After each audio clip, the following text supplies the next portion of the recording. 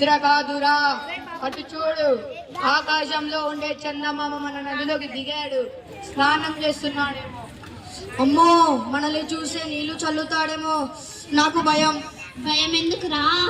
చంద్రుడు చాలా చల్లగా ఉంటాడు. మనం పట్టుకుందాం పదండి. భలే చెప్పావు. ఈ చందుని పట్టుకొని కుండలో పెట్టి మన వారికి బహుమతిగా ఇద్దాం. అప్పుడైనా మనకు పల్లి పట్టీలు కొనిపెడతారు. చంద్రుడిని పట్టే ఆపరేషన్. ఒరే, శబ్దం చేయకండి. చంద్రుడికి నిద్ర వస్తుంది. మెల్లగా కుండను ముచ్చండి. చంద్రుడు భలే తెల్లగా ఉన్నాడురా, అచ్చం ఇడ్లీలా. 1 2 3 ముంచండి. దొరికేశాడా? చంద్రుడు మన కుండలో బందీ అయ్యాడు. అబ్బా, కుండలో కూడా చంద్రుడు మెరుస్తున్నాడురా. త్వరగా గురుగారి దగ్గర తీసుకెళ్దాం పదండి. 3వ రంగం దారిలో ప్రమాదం.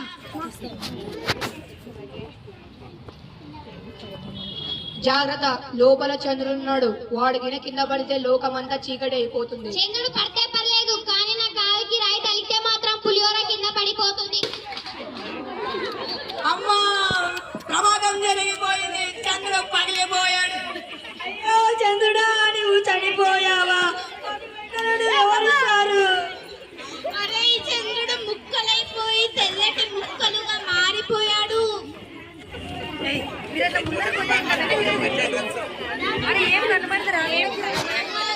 గురుగారి గది. ఏ బాయ్స్ సిడా.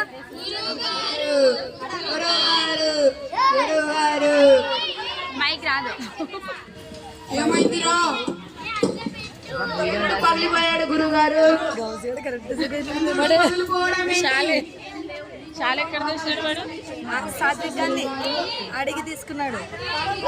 అశోక్ సార్ అడిగితే గురుగారు, ఇదిగో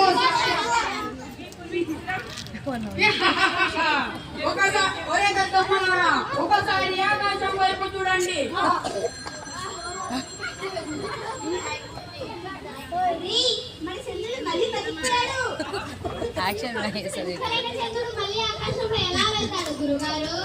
చంద్రుడు చనిపోలేదు. మీరు పట్టుకున్న తన నీడ మాత్రమే. అసలు చంద్రుడు ఆకాశంలోనే సంజు సంజు దామా